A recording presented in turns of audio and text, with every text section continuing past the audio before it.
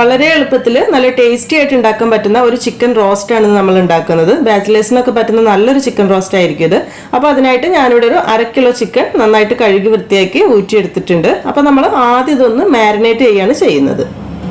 Marinate ചെയ്ത് വെക്കാൻ വെച്ചാൽ ഒരുപാട് സമയം വെക്കാൻ വേണ്ടിയിട്ടൊന്നുമല്ല, നല്ല ടേസ്റ്റി ആയിട്ടുള്ള ഒരു ചിക്കൻ റോസ്റ്റ് കിട്ടാൻ വേണ്ടിയിട്ടാണ്. അപ്പോൾ ഇതിലേക്കൊരു 1/2 ടീസ്പൂൺ മഞ്ഞൾപ്പൊടി ആദ്യം ഇട്ട് കൊടുക്കാം. അതുപോലെ തന്നെ എരിവിനായിട്ട് ഒരു 1.5 ടീസ്പൂൺ മുളക് പൊടിയാണ് ഞാനിവിടെ എടുത്തിട്ടുള്ളത്. നിങ്ങൾക്ക് എരിവ് കുറച്ച് മതി എന്നുണ്ടെങ്കിൽ ഇതിൻ്റെ അളവ് കുറയ്ക്കാം കേട്ടോ.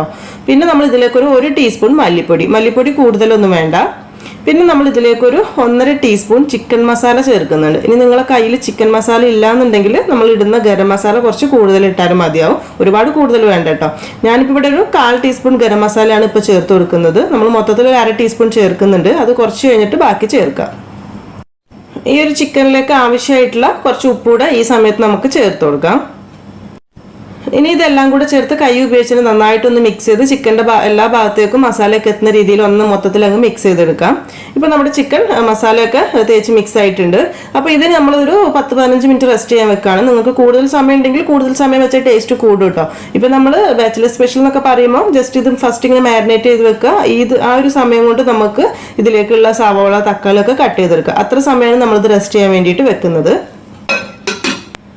ഇനി ഒരു കടായി വെച്ച് ചൂടാക്കുക. അതിലേക്ക് ഒരു 2 ടേബിൾ സ്പൂൺ വെളിച്ചെണ്ണ ഒഴിച്ചു കൊടുക്കുക. വെളിച്ചെണ്ണ ആയിരിക്കും നമുക്ക് ഈ ഒരു ചിക്കൻ റോസ്റ്റിന് ടേസ്റ്റ്, കാരണം നമ്മളിതൊരു നാടൻ രീതിയിലാണ് ചെയ്യുന്നത്. അപ്പോൾ ഇനി ഇതിലേക്ക് ഞാനൊരു 1.5 ടേബിൾ സ്പൂൺ തേങ്ങാക്കൊത്ത് ചേർക്കുന്നുണ്ട്. കുറച്ച് നീളത്തിലാണ് മുറിച്ചെടുത്തിട്ടുള്ളത്. നിങ്ങൾക്ക് ചെറുതായിട്ട് മുറിക്കണമെങ്കിൽ അങ്ങനെ മുറിച്ചെടുക്കാം. ഇനി ബാച്ചിലേഴ്സ് ഒക്കെ ആയിട്ടുള്ള ആളുകൾക്ക് ഈ ഒരു തേങ്ങാക്കൊത്ത് ഒരു ബുദ്ധിമുട്ടാണെന്ന് തോന്നുകയാണെങ്കിൽ മാത്രം ഈ ഒരു സ്റ്റേജ് ഒഴിവാക്കാം. അപ്പോൾ ഇതൊന്നങ്ങ് മൂത്ത് വരുന്ന സമയത്ത് നമുക്ക് ഇതിലേക്ക് കുറച്ച് നല്ല കറിവേപ്പില ചേർത്ത് കൊടുക്കാം.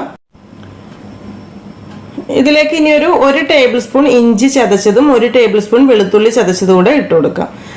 അതുപോലെ തന്നെ ഞാൻ ഇതിലേക്ക് ഒരു 2 പച്ചമുളകാണ് ഇപ്പോൾ ചേർത്ത് കൊടുക്കുന്നത്. നിങ്ങൾക്ക് എരിവിന് ആവശ്യമായിട്ട് പച്ചമുളകിൻ്റെ അളവ് കുറയ്ക്കണം എന്നുണ്ടെങ്കിൽ കുറയ്ക്കാം കേട്ടോ. അപ്പോൾ ഈ മുളക് കാണുന്ന സമയത്ത് അത്രയ്ക്ക് എരിവുള്ള മുളകല്ല, ഒരുപാടുള്ള പോലെ തോന്നുമെങ്കിലും എരിവ് വളരെ കുറവാണ് കേട്ടോ. അപ്പോൾ അതുകൊണ്ടാണ് ഞാൻ കുറച്ച് കൂടുതൽ എടുത്തിട്ടുള്ളത്. അപ്പോൾ നമ്മുടെ എരിവ് നോക്കിയിട്ട് മാത്രം എടുക്കുക, കാരണം നമ്മൾ മുളക് പൊടിയൊക്കെ ചേർത്തിട്ടുണ്ടല്ലോ. അപ്പോൾ ഇതെല്ലാം കൂടെ ചേർത്ത് ഇതിൻ്റെ പച്ചമുളകൊക്കെ ഒന്ന് മാറി വരുന്ന സമയത്ത് ഇതിലേക്കൊരു 1.5 സവാള, ഒരു മീഡിയം സൈസുള്ള 1.5 സവാള ചെറുതായി മുറിച്ചത് ചേർത്ത് കൊടുക്കുക. അപ്പോൾ ചെറുതൊക്കെ ആണെന്നുണ്ടെങ്കിൽ 2 സവാള വരെ എടുക്കാം. ഈ സമയത്ത് ഇതിലേക്ക് ആവശ്യമായിട്ടുള്ള ഉപ്പ് ഇട്ട് കൊടുക്കുക. ഉപ്പിടുന്ന സമയത്ത് കുറച്ച് മതിയാവും, കാരണം നമ്മൾ ചിക്കനിലേക്ക് ആവശ്യമായിട്ടുള്ള ഉപ്പ് ആദ്യമേ ഇട്ടിട്ടുണ്ട്. അപ്പോൾ ഉള്ളി നന്നായിട്ടൊന്ന് വഴന്ന് വരുന്നവരെ ഇളക്കിയെടുക്കാം. നന്നായിട്ടൊന്ന് വഴന്ന് വരട്ടെ. ഈ സവാളയുടെ കൂടെ തന്നെ നിങ്ങൾക്ക് കുറച്ച് ചെറിയുള്ളി ചതച്ചത് ചേർക്കാൻ കഴിയുന്നുണ്ടെങ്കിൽ കുറച്ച് അതുകൂടെ ചേർക്കാം. ഞാൻ പിന്നെ ഒരു ബാച്ചിലർ സ്പെഷ്യൽ ആയതുകൊണ്ടാണ് ചെറിയുള്ളി ഒന്നും കൂടുതൽ എടുക്കാതിരുന്നത്. അപ്പോൾ ഈ ഒരു രീതിയിൽ ഉള്ളി നന്നായിട്ട് വഴന്ന് വരണം, എന്നാൽ മാത്രമായിരിക്കും നമ്മുടെ ഈ ഒരു ചിക്കൻ റോസ്റ്റിന് നല്ലൊരു ടേസ്റ്റ് കിട്ടുക. അപ്പോൾ നമ്മൾ ഇതിലേക്ക് ഇട്ട് കുറച്ച് ഇടയ്ക്കിടയ്ക്ക് ഒന്ന് ഇളക്കി കൊടുത്താൽ മാത്രം മതി. മീഡിയം സൈസുള്ള ഒരു തക്കാളി ചെറുതായി മുറിച്ചതൂടെ ഇതിലേക്ക് ഇട്ട് കൊടുക്കുക. തക്കാളി കൂടെ ചേർത്ത് നന്നായിട്ട് ഒന്ന് വഴന്ന് വരുന്നവരെ തന്നെ ഇളക്കി കൊടുക്കുക. നന്നായിട്ട് തന്നെ ഒന്ന് വെന്തുടഞ്ഞോട്ടെ.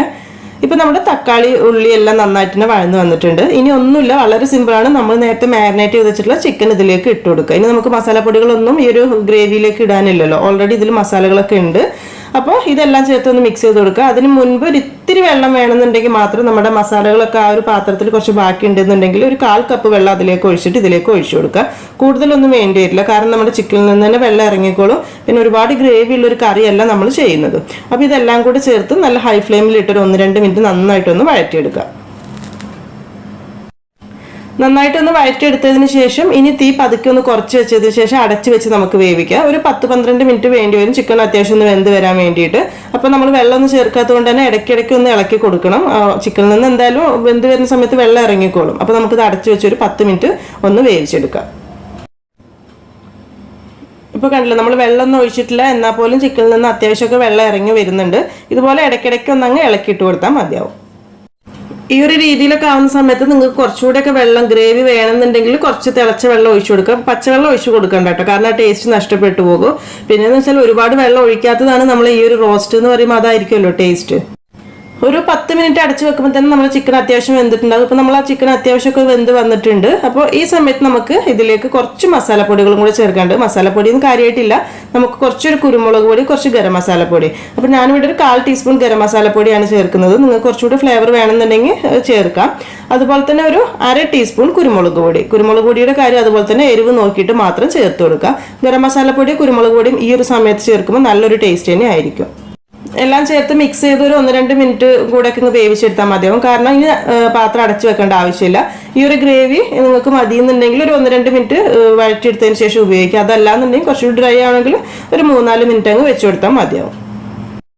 അപ്പോൾ ഇത്രയേ ഉള്ളൂ നമ്മുടെ ഈ ഒരു ചിക്കൻ റോസ്റ്റ് എന്ന് പറയുന്നത്. ഇനി ഗ്യാസ് ഓഫ് ചെയ്യാം. ഇതിലേക്ക് ലാസ്റ്റ് നമുക്ക് ഫ്രഷ് ആയിട്ട് കുറച്ച് കറിവേപ്പിലൂടെ ചേർത്ത് കൊടുക്കാം, നല്ലൊരു ഫ്ലേവറിന് വേണ്ടിയിട്ട്. അതുപോലെ ഇനി വേണമെന്നുണ്ടെങ്കിൽ ഒരു 1/2 ടീസ്പൂൺ പച്ചവെളിച്ചെണ്ണ കൂടെ ചേർത്ത് കൊടുക്കാം കേട്ടോ.